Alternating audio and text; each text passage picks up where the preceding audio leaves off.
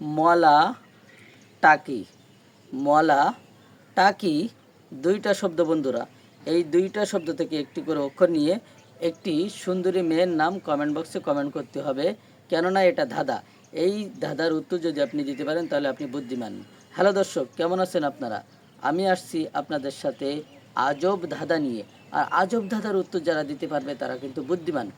সব ভিডিও দেখতে পারেন, কিন্তু আজব ধাঁধার ভিডিও কিন্তু বুদ্ধি খাটিয়ে বলতে হবে। তাই আজকের ভিডিওতে 5টি ধাঁধা আপনাদের সামনে তুলে ধরবো। একটি ধাঁধা কিন্তু চলে গেছে। 2 নম্বর ধাঁধা হলো আম শাপলা। আম এবং শাপলা এই দুইটা শব্দ থেকে একটি করে অক্ষর নিয়ে একটি সুন্দরী মেয়ের নাম তৈরি করতে হবে।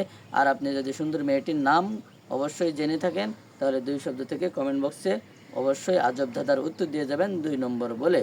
এখন আমাদের 3 নম্বর ধাঁধা, একদম সহজ, পানির মতন, তারপরে অনেকেই বলতে পারবে না। 3 নম্বর ধাঁধা হলো পায়রা বেদনা। পায়রা এবং বেদনা এই দুইটা শব্দ থেকে একটি করে অক্ষর নিয়ে একটি ছেলের নাম তৈরি করতে হবে বন্ধুরা।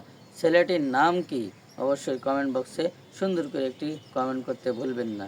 ঠিক আছে বন্ধুরা, তাহলে আমাদের 3 নম্বর ধাঁধা কিন্তু অলরেডি চলে গেছে।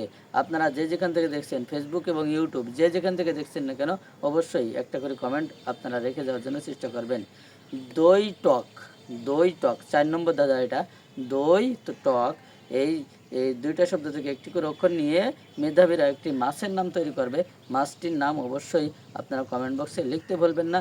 দেখা যাক বন্ধুরা, চালাক বুদ্ধিমান বন্ধুরা কে কে উত্তর দিতে পারছে এই মাছটির নাম কি হতে পারে। এবার আমাদের লাস্ট ধাঁধা 5 নম্বর ধাঁধা। 5 নম্বর ধাঁধা হলো লাউ পটল। লাউ পটল এই দুইটা শব্দ থেকে একটি করে অক্ষর নিয়ে বন্ধুরা একটি কিসের নাম, একটি প্রাণীর নাম তৈরি করতে হবে। প্রাণীটির নাম যদি আপনার জানা থাকে তাহলে অবশ্যই কমেন্ট বক্সে প্রাণীটির নাম লিখতে ভুলবেন না। সকলেই ভালো থাকবেন, সুস্থ থাকবেন। আজকের ভিডিওতে কিন্তু 5টি ধাঁধা নিয়ে আলোচনা করলাম।